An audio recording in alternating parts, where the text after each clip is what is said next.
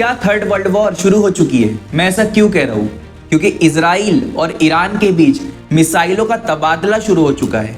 मिसाइलें ईरान से इजराइल पे, इजराइल से ईरान पे आना जाना बिल्कुल शुरू है। और कुछ कंट्रीज इजराइल को सपोर्ट कर रही है तो कुछ कंट्रीज दूसरी तरफ ईरान को सपोर्ट कर रही है। कहीं ये वर्ल्ड वॉर 3 का आगाज तो नहीं, ये हम नहीं जानते। लेकिन 13 जून से, फ्राइडे के दिन से लेके अभी तक के जो भी वॉर्स हुई, जो भी मिसाइलों का तबादला हुआ, एक दूसरे पे मारा मारी बमबारी की गई, वो किस लिए की गई, कहाँ की गई, ये सब कुछ हम जानेंगे आज की वीडियो। तो 13 जून फ्राइडे की सुबह इजराइल का दिमाग घूम जाता है और वो एक ऑपरेशन करता है ईरान पे, राइजिंग लॉयन नाम से। इस राइजिंग लॉयन ऑपरेशन में इजराइल ईरान के 100 मेजर टारगेट्स पे हिट करता है, इंक्लूडिंग न्यूक्लियर फैसिलिटीज और मिसाइल साइट्स। साथ ही साथ वो ईरान के सीनियर मिलिट्री कमांडर्स और बड़े बड़े साइंटिस्ट इनको भी मार देता है, जिनमें से ईरान आर्म्ड फोर्स के chief of staff major general Mohammad Bagheri और कमांडर ऑफ IRGC के जनरल हुसैन सलामी और साथ ही साथ 6 ईरानियन न्यूक्लियर साइंटिस्ट को इजराइल मार देता है। लेकिन इजराइल ने जो ईरान पे ये सरप्राइज अटैक किया, इसकी असल में वजह क्या थी? इजराइल जान चुका है कि ईरान ने काफी हद तक के 60% तक के यूरेनियम जमा कर लिया है और वो कभी भी एटॉमिक बम बना के इजराइल पे दाग सकता है। In recent years, Iran has produced enough highly enriched uranium for 9 atom bombs. 9.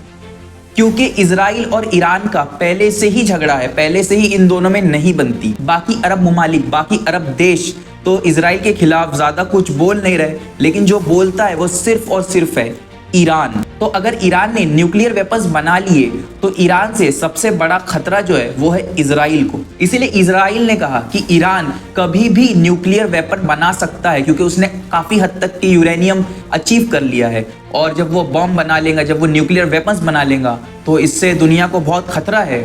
इसीलिए हमें ईरान पे सरप्राइज अटैक करके उसके सारे न्यूक्लियर फैसिलिटीज को तबाह और बर्बाद करना। लेकिन सवाल ये आता है कि इजराइल को क्या हक है ये तय करने का कि कौन न्यूक्लियर वेपन बना सकता है और कौन नहीं बना सकता है। और अगर कोई न्यूक्लियर वेपन बनाने के करीब है तो क्या इजराइल के पास इतनी हिम्मत है कि वो जिसे चाहे दन से मिलिट्री भेज के या फिर मिसाइल भेज के उस पर हमला कर दे, उसे खत्म कर दे, उसके मिलिट्री बेसेस, उसके न्यूक्लियर फैसिलिटीज पे हमला कर दे?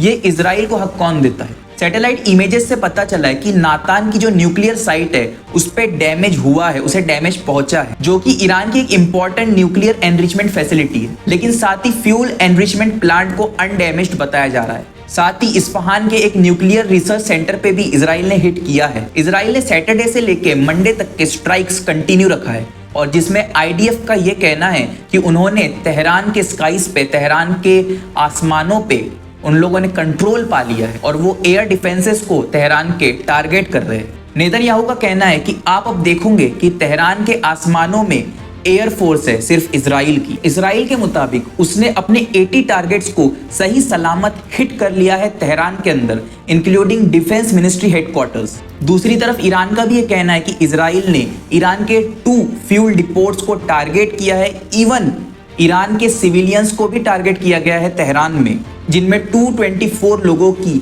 मौत हो गई। अब जो इजराइल ने करना था वो तो उसने कर दिया, अब तीर कमान से बाहर निकल चुका था। अब बारी थी ईरान के रिस्पॉन्स की। अब ईरान इतनी मार खाने के बाद चुपचाप तो बैठने वाला था ही नहीं, उसने भी अपना रिस्पॉन्स दे दिया। तो 13 जून को ही, फ्राइडे की रात को, ईरान इजराइल पे 100 मिसाइलें लॉन्च कर देता है और ये कसम खाता है कि हम चाइल्ड किलिंग रिजीम पे, मतलब इजराइल पे जहन्नम के गेट खोल देंगे। फ्राइडे की रात को 9 बजे के करीब तेल अवीव और जेरूसलम में सायरन्स बजने लगे, आसमान में एक्सप्लोजन्स दिखाई देने लगे, इवन सिटीज में एक्सप्लोजन्स हुए, मिसाइल्स गिरी। इजराइल के मुताबिक ईरान का दावा गलत है, मिसाइल 100 से कम थे, लेकिन कुछ मिसाइल तो इंटरसेप्ट कर दिए गए इजरायली आर्मी के द्वारा और कुछ तो अमेरिका की मदद से, US की मदद से इजराइल ने मार गिराए नीचे। लेकिन कुछ मिसाइल्स बराबर अपने टारगेट को हिट करने में कामयाब रही। ईरान के supreme leader Ayatollah Ali Khamenei कहते हैं कि इजराइल ने जंग की शुरुआत की and it is not allowed to hit and run, कि आपने अब जंग की शुरुआत तो कर दी और आप अब भाग नहीं सकते, हमारा रिस्पॉन्स आएगा ही आएगा। ईरान ने UN को बताया कि इजराइल ने जो ईरान पे सरप्राइज अटैक किया था उसमें 70 पीपल मारे गए और 320 लोग घायल हो गए, इंज्यूर्ड हो गए, जिनमें से औरतें भी थी और बच्चे भी थे। 14 जून सैटरडे, जंग का दूसरा दिन, ईरान मिसाइल्स लॉन्च करता है इजराइल सिटीज पे, तेल अवीव और हाइफा, जिनमें काफी सारे घर तबाह और बर्बाद हो जाते हैं। तमरा में एक 3 स्टोरी बिल्डिंग बिल्कुल निस्तो नाबूद हो जाती है, साथ ही साथ 3 औरतें भी मारी जाती हैं और बैट याम में 6 लोग मारे जाते हैं और 180 लोग घायल हो जाते हैं। 15 जून संडे, जंग का तीसरा दिन, संडे की शाम को इजराइल के आसमानों पे एक मिसाइल दिखती है बराबर हाइफा के इजरायली पोर्ट के ऊपर, और कुछ ही देर पहले ईरान वहां के रेसिडेंट्स को ये वार्निंग दे देता है कि वो अपनी सेफ्टी के लिए इवैक्यूएशन कर ले, वो जगह को छोड़ के चले जाए। जो मिसाइल आसमान में चमक रही थी वो डायरेक्ट आके हाइफा के पोर्ट को हिट करती है। अब इसके रिस्पांस में इजराइल भी ईरान के कैपिटल तेहरान पे काफी सारी मिसाइल्स लॉन्च करता है, इंक्लूडिंग फॉरेन मिनिस्ट्री बिल्डिंग और इस्फहान का military base of defence ministry. Iran के ऊपर इजराइल के इस अटैक की वजह से intelligence chief of revolutionary guard Mohammad Kazemi और 2 ऑफिसर्स मारे जाते हैं। 16 जून मंडे, वॉर का चौथा दिन, इजराइल एयरफोर्स ईरान के हॉस्पिटल्स पे बॉम्बिंग करती है। साथ ही मंडे को ही तेहरान के अंदर स्टेट ब्रॉडकास्टर IRIB पे भी बॉम्बिंग की जाती है, जिसका वीडियो भी काफी ज्यादा वायरल हो रहा है, जिसमें कि एंकर शहर के कुछ पीछे ही बम फटता हुआ नजर आता है और वो अपनी कुर्सी से हटते हुए दिखती है। हर तरफ अल्लाह अकबर के नारे चालू हो जाते हैं। साथ ही यूएस प्रेसिडेंट डोनाल्ड ट्रंप ये कहते हैं कि Iran is not winning this war, Iran should talk before it's too late. Israel अब तेहरान के लोगों को कहता है कि तुम अपनी जगहों को छोड़ के वहां से निकल जाओ और तेहरान को खाली कर दो। अब इसके ऊपर सरप्राइजिंगली रशिया का एक मैसेज इजराइल को मिलता हुआ दिखता है कि ईरान के न्यूक्लियर फैसिलिटीज पे अटैक करना ये बहुत डेंजरस है और तुम्हें ये नहीं करना चाहिए। अब इस पे भी ईरान चुपचाप नहीं बैठता और लेट मंडे को ही तेल अवीव और हाइफा में वो wave of missile, new wave of missile and drones launch कर देता। साथ ही ईरान कहता है कि इजराइल ने हॉस्पिटल्स को टारगेट किया है, जो कि एक वॉर क्राइम है।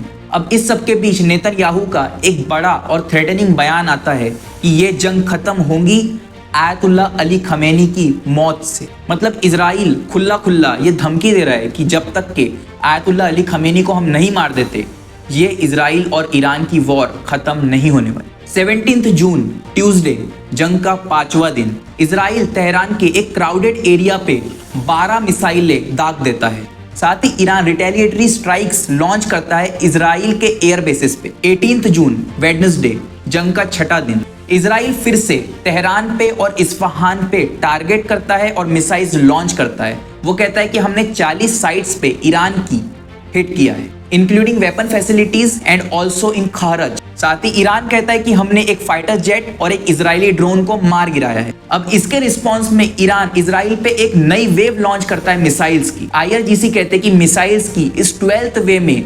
सिज्जील मिसाइल्स का यूज किया गया है, जो कि एक लॉन्ग रेंज्ड मिसाइल है। गाइस, इस वक्त जंग रुकने के कोई भी आसार नजर नहीं आ रहे, डी एस्केलेशन बिल्कुल भी नहीं हो पा रहा, बल्कि नए लोग जुड़ते जा रहे हैं। कभी रशिया अपना बयान दे रहा है, कभी इराक अपना बयान दे रहा है, और अभी तो सुनने में आया है कि किम जोंग उन भी ईरान की तरफ से खड़ा हो चुका है और उसने कहा है कि इजराइल एक कैंसर है। साथ ही यूके भी इजराइल की मदद करने के लिए अपने जेट्स को मिडिल ईस्ट की तरफ लेके जा रहा है, लेकिन ईरान ने इस पे खुली धमकी दे दी है कि अगर यूके, यूएस, फ्रांस ने हमारे ड्रोन्स को, हमारी मिसाइल्स को शूट डाउन किया, इंटरसेप्ट किया, रोकने की कोशिश की, या हम पे कोई कार्रवाई की, हम पे कोई मिसाइल वगैरह छोड़ दिया, तो फिर हम नहीं छोड़ेंगे। ईरान कहता है कि हम तुम्हारे मिलिट्री बेसेस, शिप्स सबको तबाह कर देंगे। ये एक देश है जो ये 3 देशों को इतनी बड़ी वार्निंग दे रहा है, ये खुद ही एक बहुत बड़ी बात है। साथ ही ईरान का कहना है यूएस को कि अगर वो इजराइल और ईरान की जंग में किसी भी तरीके से इंटरवीन करता है तो हम यूएस को इररिपेरेबल डैमेज देंगे।